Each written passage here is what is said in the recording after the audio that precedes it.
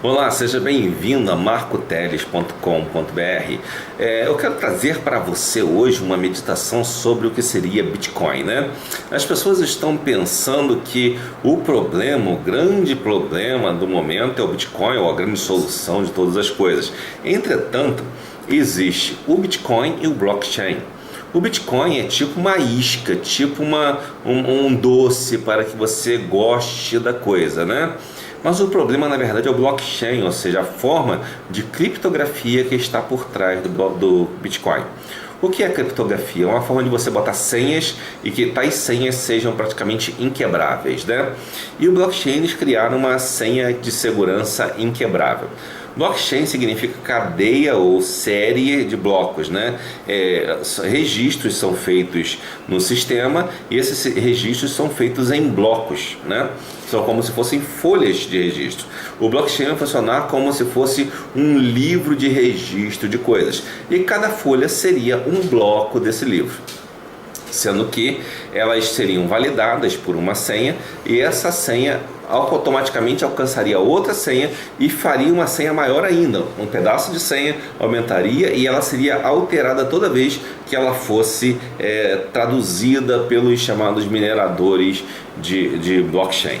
Bom, o que eu quero dizer para você com isso é que o blockchain, alguns já dizem até que seria inviável, porque vai chegar a um ponto onde a senha será tão gigantesca, onde ninguém conseguirá realmente fazer o tipo de criptografia de tal ponto a desvendar a criptografia daquela senha, né? Mas isso se nós formos pensar a níveis de hoje. Quando eles começam a botar o blockchain pode carregar todas as suas informações. Não pense que é só a parte do dinheiro do Bitcoin, não. Ele pode carregar toda a sua vida dentro do blockchain. Uma linha de código só, mundial, estará você lá, toda a sua vida naquela linha de código, que pode envolver tanto contratos quanto o nascimento de seus filhos, festas, data de aniversário e coisas do gênero, inclusive seu histórico de saúde, seu histórico no sentido também jurídico e coisas assim. Tudo vai estar lá. Qualquer coisa que você fizer, qualquer compra que você fizer em um determinado momento, vai estar lá. Mas você pode me dizer, ora, nem todo mundo vai aderir ao Bitcoin. É verdade, nem todo mundo vai aderir ao Bitcoin. Mas o Bitcoin não é o processo final. O Bitcoin é apenas um ensaio. É um ensaio, provavelmente não será o Bitcoin que vai continuar.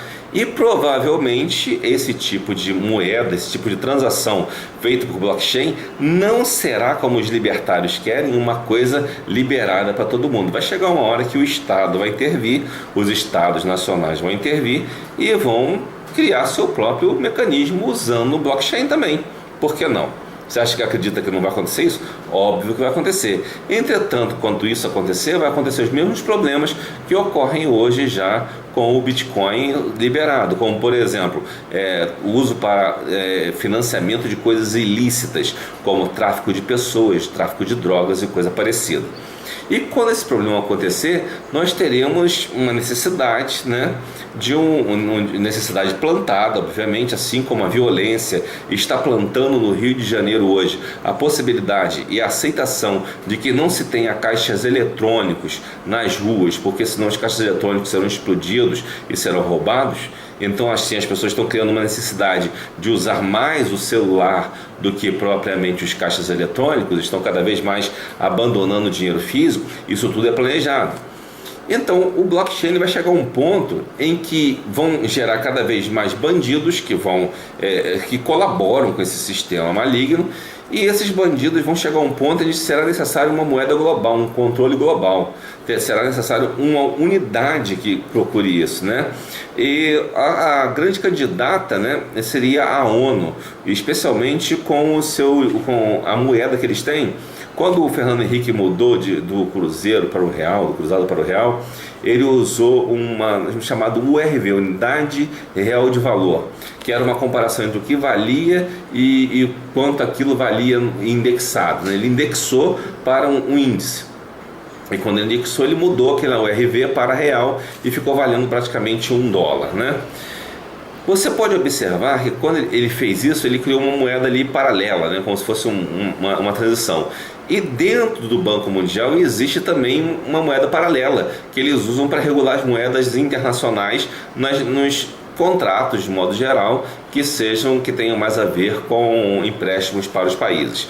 E já tem gente pensando que essa moeda tem que ser a moeda mundial, sob critério de quem? Da ONU, da Organização das Nações Unidas, que sabemos que é uma organização de cunho comunista e que traduz muito bem aquilo que o Apocalipse diz, de ser uma grande Babilônia, né? Ou seja, que reúne cidades em torno de um comércio, e também vai reunir aquela característica do terceiro cavaleiro do Apocalipse, que podemos chamar de fome, ou de mais propriamente de economia, né, da trabalho econômico no mundo, do controle da economia. E nesse controle da economia eles atuam impedindo que você possa comprar e vender sem ter o número da besta, sem ter o 666. Né? O 666 aqui é um número que tem que ser calculado. Observe, o 666 tem que ser calculado, está lá no Apocalipse. Ele tem que ser calculado, e ao mesmo tempo que ele tem que ser calculado, o blockchain é calculado. Você está pensando que o blockchain vai ficar na mão de todo mundo assim fácil, para as pessoas fazerem o que querem, por quanto tempo quiserem? Claro que não. Até o inventor do blockchain, ninguém sabe quem é, é uma ficção, parece. O cara é uma lenda, ninguém sabe se o cara existe de verdade. Por quê? Porque quem inventou isso está muito interessado em coisas muito maiores. E quando chegar a situação certa, aí eles vão tomar o controle, vão tomar as rédeas das coisas. Bom, como eu falei para você, o blockchain vai aumentando de complexidade. Para fazer uma explicação mais ou menos simples e que as pessoas entendem bem, é como se fosse uma gincana onde tivesse várias portas com cadeados onde você tivesse que abrir. Primeiro você faz a primeira porta, tem só uma chave, você abre a segunda porta e chegou ao seu objetivo. Numa outra situação, você já vai complicar aquilo, vai trocar as chaves e acrescentar mais uma porta. Então você vai aumentando. Então vai aumentando até determinado ponto onde se torne impossível para os computadores de hoje. E isso já deve ser alcançado por volta de 2020. Talvez já se torne difícil para os computadores de hoje fazerem esse tipo de processamento. Entretanto, já existe em andamento o computador chamado quântico. Qual é a grande diferença dele para os nossos computadores atuais? É o processador, não é nem a parte de memória, nem a parte de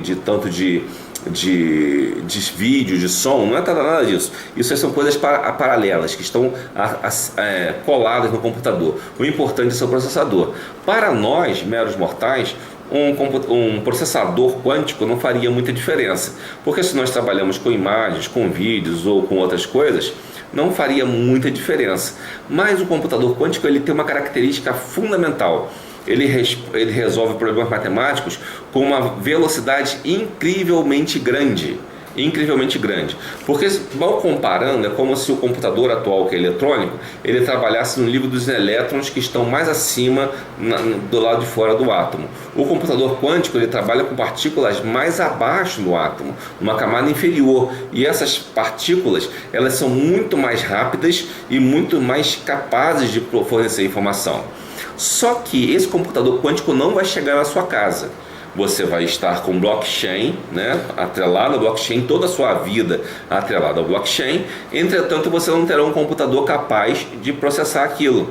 Quem vai ter esse computador? Somente aquele que tiver dinheiro suficiente, todo o dinheiro do mundo, para que possa manter esse tipo de poder de processamento, certo? Então, automaticamente, a própria complexidade do blockchain leva a se buscar um computador quântico, e esse computador quântico custa muito dinheiro atualmente e vai custar no futuro, não será acessível para muita gente.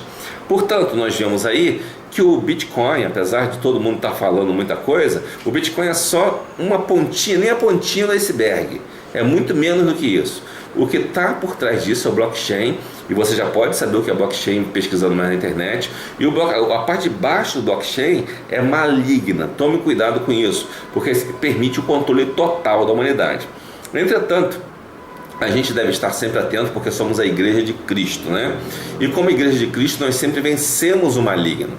Em vários momentos da história, o Apocalipse esteve para se cumprir, mas Deus realmente realizou o plano dele de tal forma que o diabo foi fracassado totalmente. E pode ser novamente pela ação da Igreja de Cristo, orando, pregando, evangelizando e fazendo a vontade de Deus, não permitindo que Satanás despeje suas porcarias pelo mundo afora, né?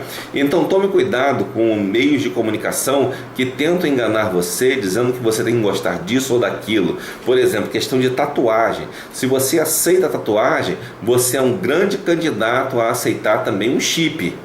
Não pense que não. Porque o que acontece? Esse blockchain você vai ter que fazer um link com ele, não é? Ou vai ser pelo celular, mas o celular podem roubar, né?